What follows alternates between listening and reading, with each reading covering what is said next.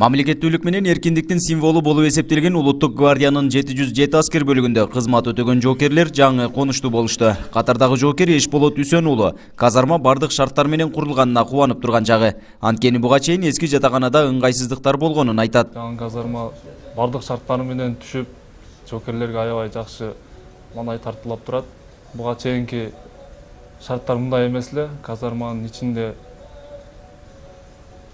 душ, баня болгон эмес, туалет. Азыркы убакта мына жаңы казарманын ичинде бүт заманбап шарттар менен бардык нерсеге жетишип отурабыз. Мындай шартта жашап служба кылгандан кийин адамдын ичинде ар кандай жакшы сезимдер пайда болот.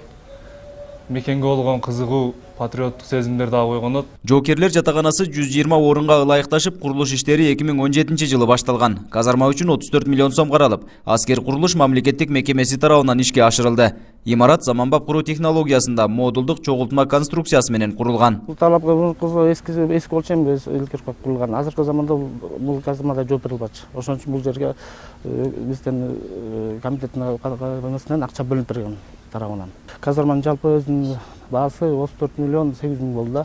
Мунун ичинде бардык суулар бар, бардык камсыздандырган, канализациялар менен болгонбуз. Бүгүнкү күндө заманбап ичиндеги бүт шарттары менен, ичиндеги жанагы умувальник, жылытуучу сушилкалары менен заманбап жатакана бүгүн Баткен жергесинде курулуп отурат. Буга чейин мындай шарт болгон эмес. Былтыр 2017 жылдын июль айында ишке берилген.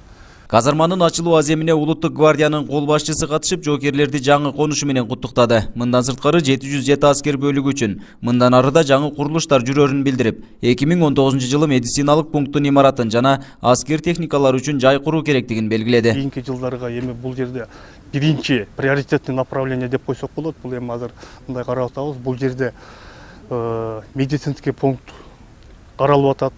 Андан кийин эми баягы парк байык машина дейт, көчүрмө техника тура турган аянтчалары болуш керек. Ошолор курулуп атат. Бул жерде жер тилкеси каралган.